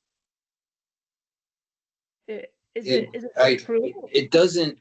I mean, what I was trying to say earlier is that the legislature is just going to do something. They're always going to do something. They're elected to do something, right? And so they hear a complaint, they try to craft something like they have with this setback. Maybe it makes. I was just, kind of to Josh's point and others. What if we just say, cannabis shall be designated as farming if it happens in a zoned agricultural district, and it'll be subject to these setbacks that are in law right now if it happens outside of a zoned agricultural district.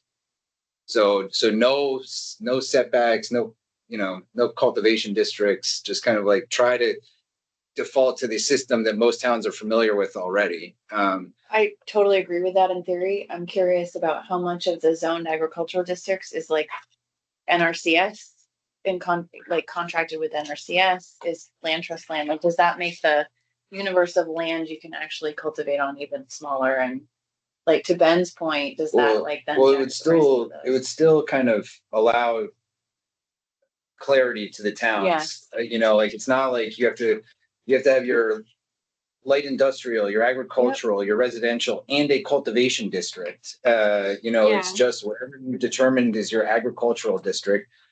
Whatever activities are going on there related to outdoor cannabis is just treated the exact same as farming. No setbacks, no municipal bylaws, all the other right to farm exemptions. Mm-hmm.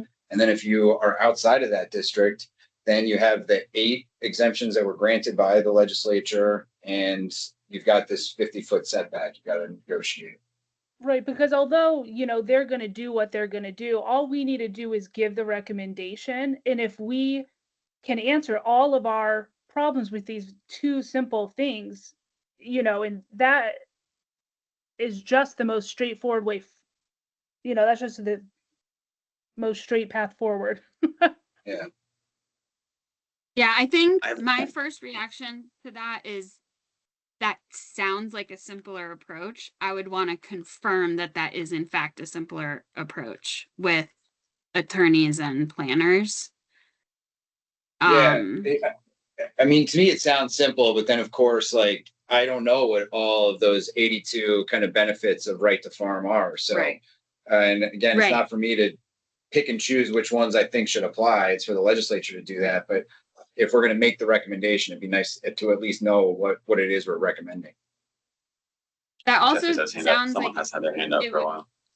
Thank you. Yeah, sorry. I was just gonna say that also sounds like it would be easier to apply for cultivators who are growing, who have a diversified farm as well. Jeffrey, I see your hand up. Thank you, Chair. I just want to ground this conversation by saying, back in 2022, with S188 really gave birth to this conversation, what we're talking about now, right? Back then, when we were all in committee, and I don't know if the league was there, but we were in committee discussion at the time, exhaustingly talking about, with the Agency of Ag in committee again, how to treat cannabis cultivation, specifically outdoor cultivation, as farming. As Graham alluded to, the agency has no interest because of their federal commitments and their relationship with the federal government to take this under their wing. So instead, what we did collectively was we recreated some of the regulatory benefits of farming and applied them one by one to outdoor cultivation. That's where we're at now. There's about 4 or 5 of them: sales tax exemptions, can farm on land in current use, exemption from local bylaws, the rebuttable presumption, and on and on. So that is the track that we're in now. And what I'm hearing is there really should not be a deviation from that.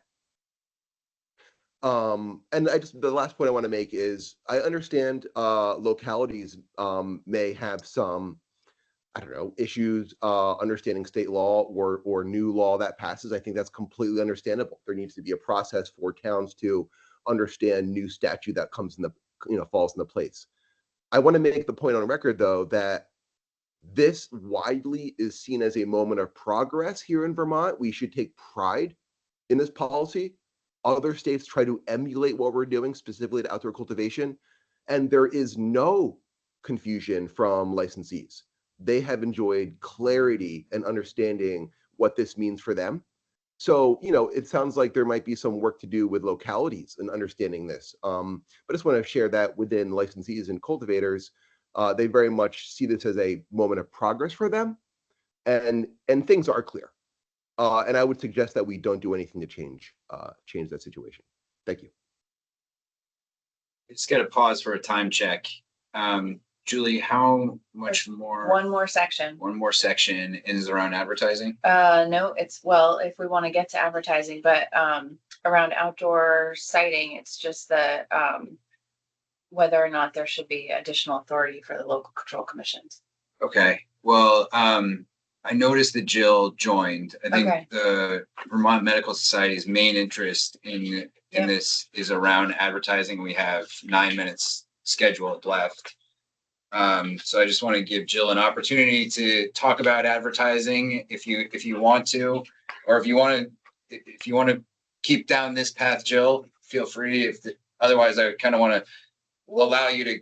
I also have a response still. Well, we could move on because as part of the process, I said I was going to meet with each stakeholder group. So it's not like there won't be an additional time for people to give their feedback on the outdoor siting pieces that we've been talking about. If we want to just move on to advertising. Well, Jill, I don't know. Do you have extended comments about advertising in general, or in response to the proposal we heard last week, or that you want to talk about now?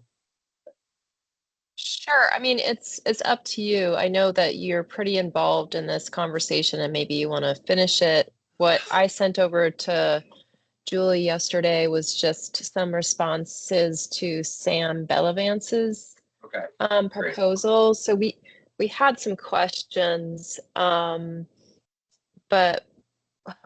I think primarily we were, let me just find what I sent over yesterday. We were wondering about the proposal around the dispensary signage. That seems pretty straightforward, but I don't know, does that mean there won't be any prior approval from the CCB at the point of sale around any signage, or? I don't think Sam is on. Yeah, it might be best for us to connect with you and Sam. What I remember from that proposal was he was excluding signage that exists within a cannabis dispensary from the definition of advertising, meaning that we wouldn't review it at all. And they would still be prohibited from making misleading or therapeutic claims under kind of various, overlapping laws, but we wouldn't review it. It would turn into a complaint-based process, and we would probably, if we saw this strain cures cancer, this strain, will help you with your MS or something along those lines, then there would be action taken, but we wouldn't review it beforehand. Yeah, interesting. I mean, I have a bunch of comments, but I'm not sure if you're going to be treating advertising in another way, Julie, or if this is the last meeting. It seems like this might be the last meeting before the report is written, if you want to do it a different way, because I have several comments. That was the plan, but like Pepper was saying, I could have a conversation with you and Sam to sort of get clarity on what his proposal is. So when it's submitted, there's clarity around what exactly his intent is. Yeah, I mean, I sent you our concerns. We also are concerned about the free sample concept, because these seemed like they were kind of rushed through at the last meeting. It wasn't super clear how that would be dealt with. So any free sample is going to be treated as if it was a product that was for sale, right? So it would still have to have the specific packaging requirements, and it wouldn't be able to be ingested on site, things like that. Those were the concerns that we had, and it was unclear from his proposal, what that entailed. So I guess getting to those answers would be good. And then just one thing I want to highlight, and because one of his proposals was that cannabis establishments could advertise anywhere that alcohol is sold or served. And that's way too broad, especially now, which I think he understood.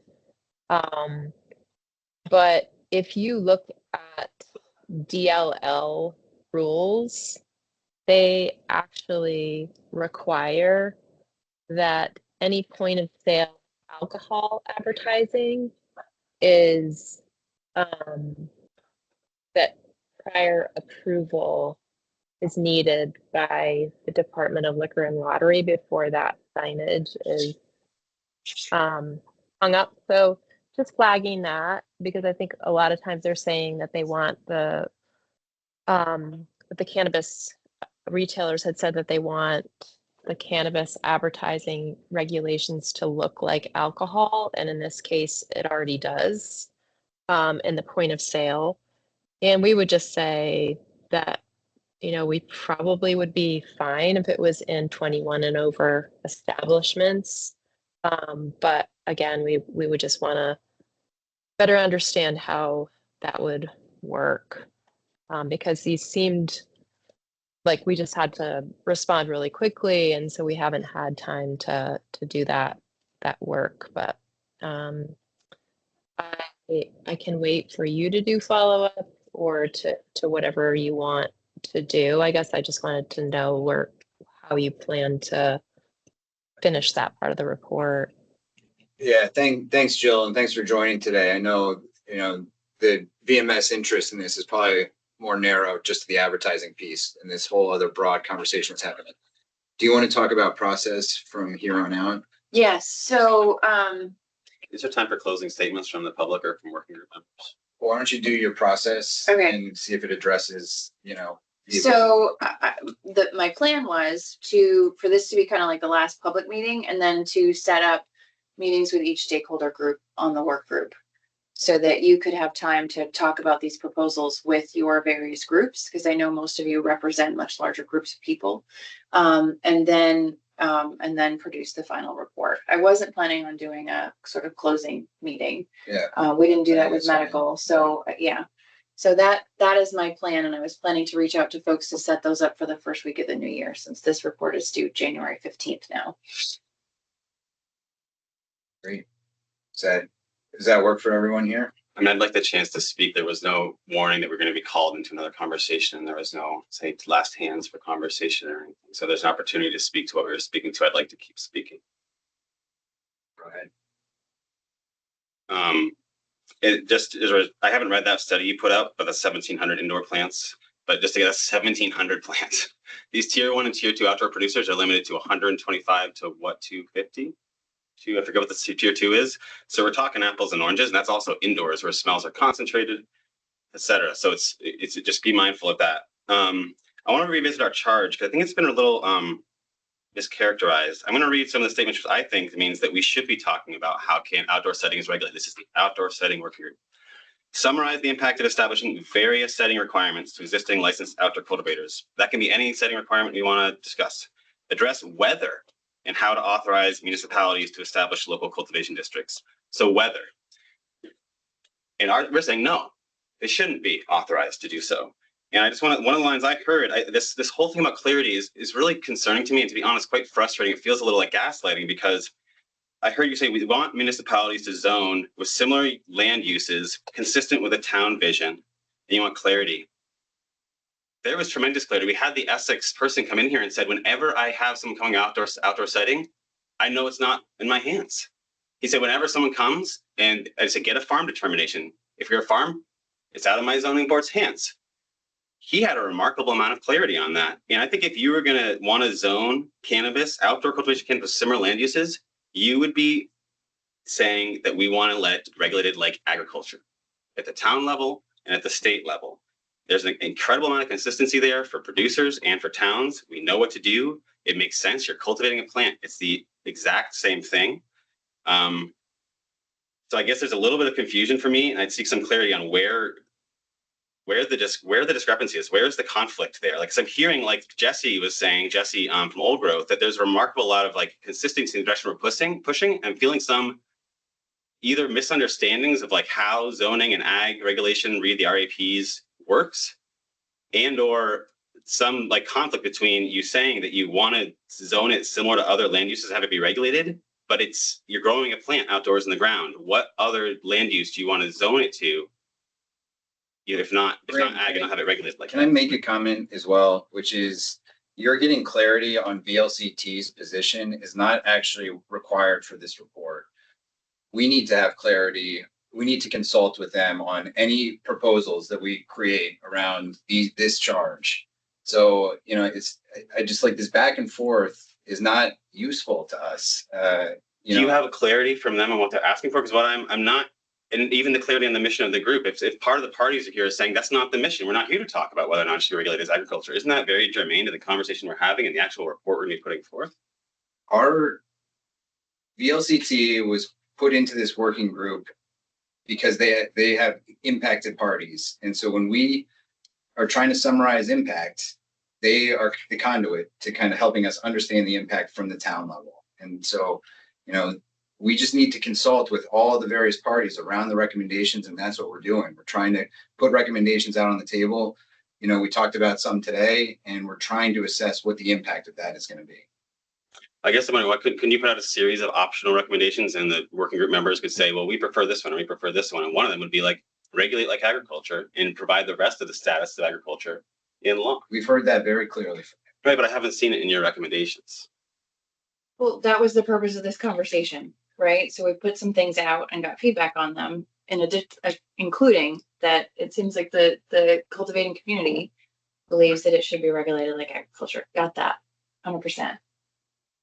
I understand. I guess I understand a little different from a consultation process and more of a debate, more of a working group where we're having this conversation. That's why I'm asking another member of the working group. I just don't understand. I want to understand. I want to have an individual meeting with them too, because I don't understand. Yeah. Well, we're 2 minutes over. Josh, do you want to respond? Maybe I could just provide the highest level of clarity of what our position is from our 247 member communities, which is every community in the state, and their elective body, their select boards. Like any other issue, municipalities want to have some authority to regulate local issues in zoning. And on this issue, they've said that local authority to designate appropriate areas for cultivation of cannabis through zoning. That's the position.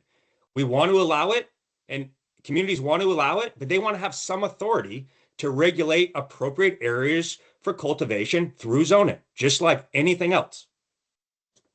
It's not just like anything else.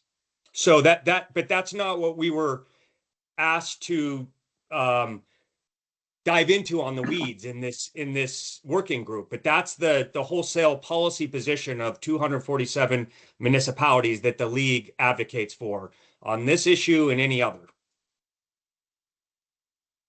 Jesse, have the last word? Sure. Yeah. We do need to wrap up. I just want to say, as a grower, that's very helpful to hear the clarity from the league. And I would agree with Graham on this, that I think it's really important that we did get some clarity from what their position is. Because if that is the position, which is ultimately the foundation which we're building everything else on, we can't actually avoid it, because more issues are going to come up because we don't fit under ag. And if that is the case, as a grower, and I think from every grower I've spoken to, and I speak to a lot of them, that is definitely problematic for cultivators, if that is the position of the league, that they would just want to have a designated zoning for cannabis. It's a big fat wormhole that is going to cause so many issues. But I understand that's not the ultimate discussion right now. So I'd love to see what Graham said, maybe some options of like, which one do you feel best about regarding nuisance and setbacks, to keep it simple. And in the future, when something inevitably does come up, I would love to see a survey go out to the towns asking specifically if they would find it helpful if cannabis was just zoned under agriculture. If they had that understanding, I think we would find the majority of municipalities in the state would say, yes, that would answer all my questions. Because in 4 different municipalities that I went to, just because we were trying to afford a house and we were moving from place to place, every one of them was totally fine with cannabis, but we didn't fit under agriculture, and they wanted us to. That would be like, great, move on, So anyways, down the road, I think that would be a great question to ask in the survey sent out to all the towns. But thank you all so much for your time. Thank you. So if I heard right, Julie is going to incorporate the kind of some of the recommendations that were made today into this draft report, and then meet with people individually to kind of get their kind of final opinions about some of these issues. And I assume we should probably circulate the final report before it actually gets submitted. Yes. All right. Does that sound like a plan with everyone? Okay. Great. Well, thank you for the conversation. Thanks for spending 2 hours with us today. And I will adjourn the meeting. Thanks. Thanks, everybody.